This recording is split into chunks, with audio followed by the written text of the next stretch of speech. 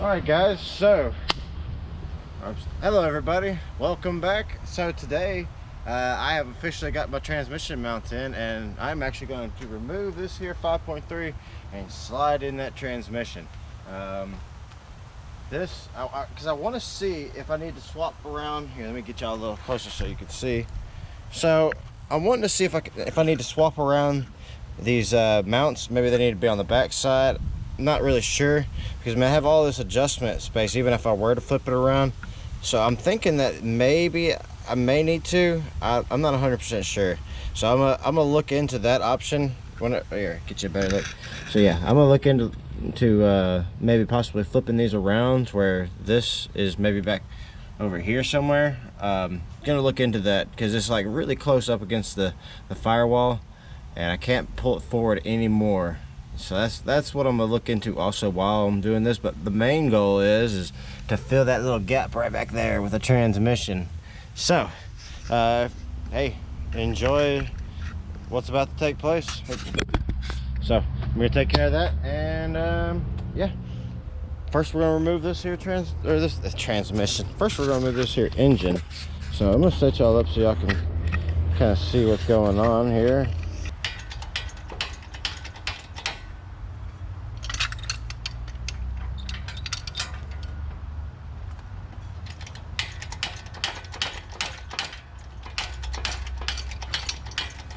This engine hoist is so old.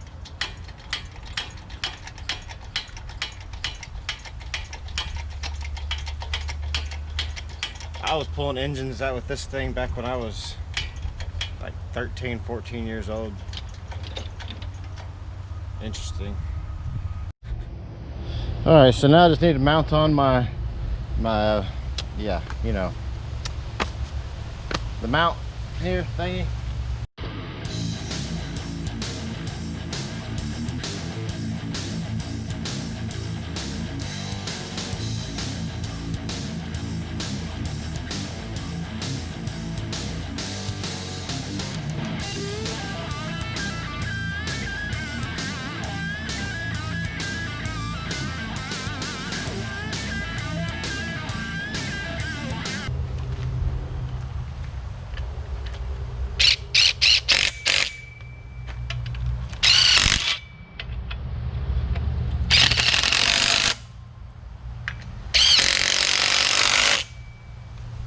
There we go. Simple. And then we'll just yeah, mount her up to the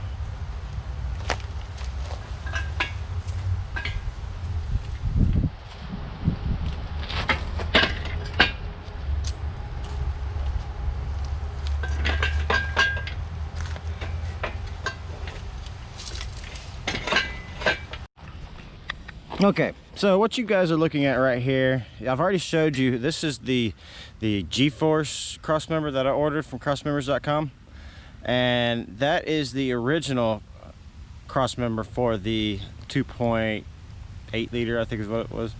And yeah, as you can see the difference in it.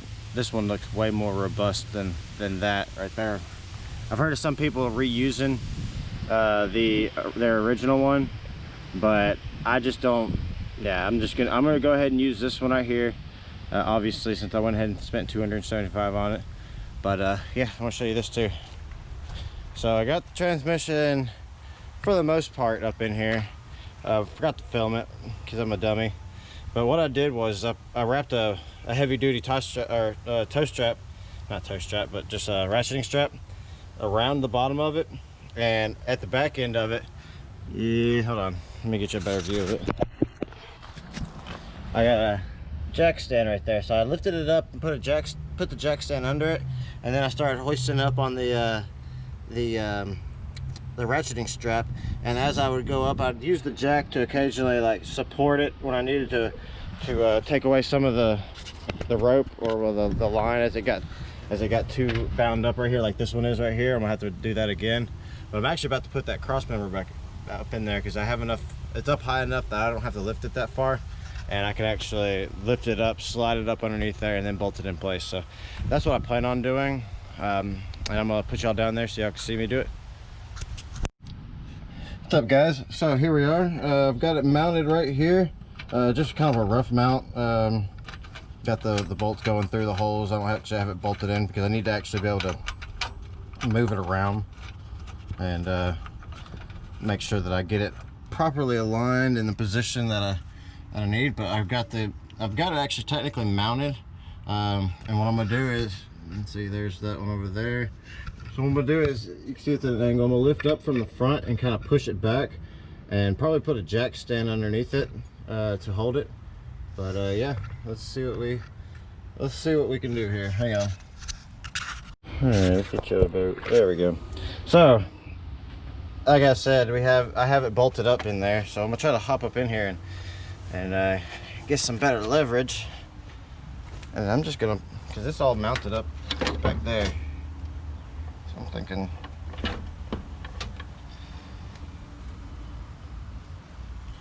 trying to get it to go back as far as you can. Let's see.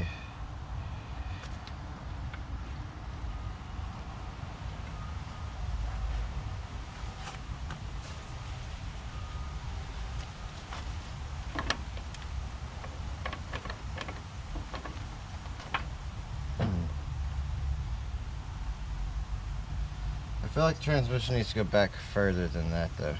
So let me go look and see what we have going on down here, because I've got it pushed back, but it just feels like it's everything. Guys, okay, so I have this in place, and that is as far back as it's gonna go. So that means the motor is gonna have to fit in this gap right here, which means I'm probably gonna have to notch the frame right here. I was hoping I wasn't gonna have to, but yeah, it's looking like I'm gonna have to, because between the block and where I assume is the shortest distance on my, here, let me. So what I have here, what I measured was basically from here to here is about 9 inches, which is exactly what I have right here. So, which, I mean, I also have the flywheel going in too, so it's not like I can just, it's probably not gonna fit without me notching this down here, which means I'm gonna have to relocate these brake lines. Not a big deal, just a matter of, hopefully I can just gently bend it up to here and then just notch out what I need right here. But yeah, at least the transmission's mounted. I know where the transmission's gonna be, and now it's just a matter of getting the motor in here, notching out everything I need to, and yeah, it's gonna be fun. It's been a little bit of a hassle, but it's gonna be worth it when it's done. So as you can see, coming in, I'm already touching the flywheel right there, and I'm also touching right there. So yeah, maybe she'll all fit together as a solid piece going in as one, which is a thought. But I think what's gonna end up happening is, get that down there, it's just gonna, that right there is gonna get notched, and so this can fit in there a lot easier. But I'm gonna think about it for a second. Okay, so I've started my notch. Right here is one point, and obviously over here is another point.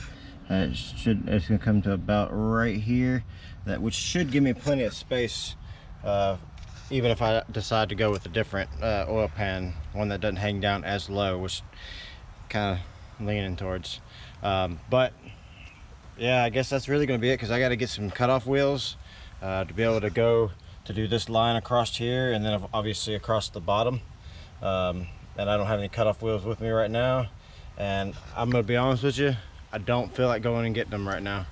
So I'm just gonna deal with it tomorrow, and I'm gonna take the rest of the day and enjoy my Saturday. So I'll see you guys tomorrow, and we'll pick this back up tomorrow. Hey guys, so it is Sunday now, and yeah, I put on cut. See, I made a mark right here from this point to this point, and Lucy is mad she's not out here, and yeah, I'm gonna go ahead and cut that much off of my frame to allow my oil pan to fit clearly. And yeah, it is, the sun is beating down, but I want to do it now while I have some excellent light. So let me set some stuff up, and then yeah, get y'all some shots.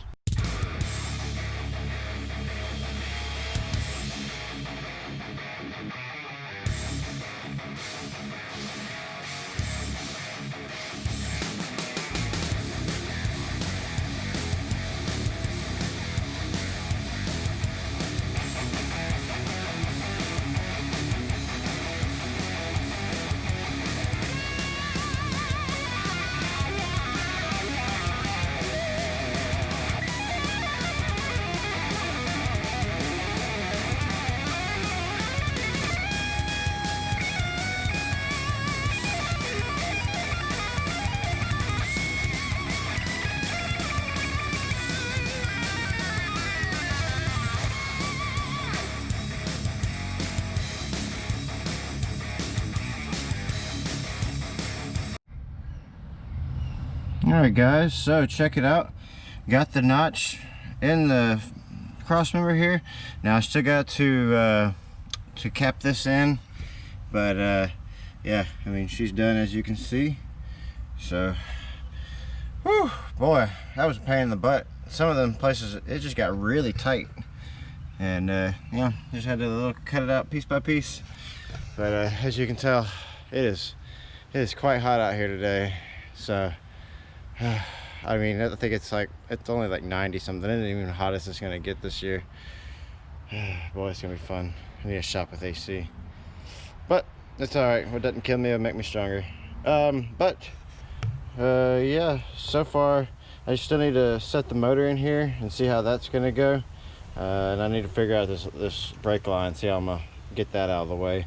I believe I can just run it along right here and it'll be out of the way. I don't think the motor's gonna touch it then. So, but yeah, I'm here in just a second. I'm gonna go ahead and test fit it, make sure the motor fits in here good. All right, you see right there, I'm still hitting right there, so I'm gonna have to take out, well, I'll show you what I have to take out once I get it out, and you can see how much I gotta take out. It's not too much, but it's about an inch and a half ish. All right, so it looks like I'm gonna have to take off most of that right there as well. So I'm gonna get the Sawzall and just go ahead and do some cutting real quick. Yeah, she's actually in, not just sitting there without a transmission behind her. She actually has a transmission behind her now.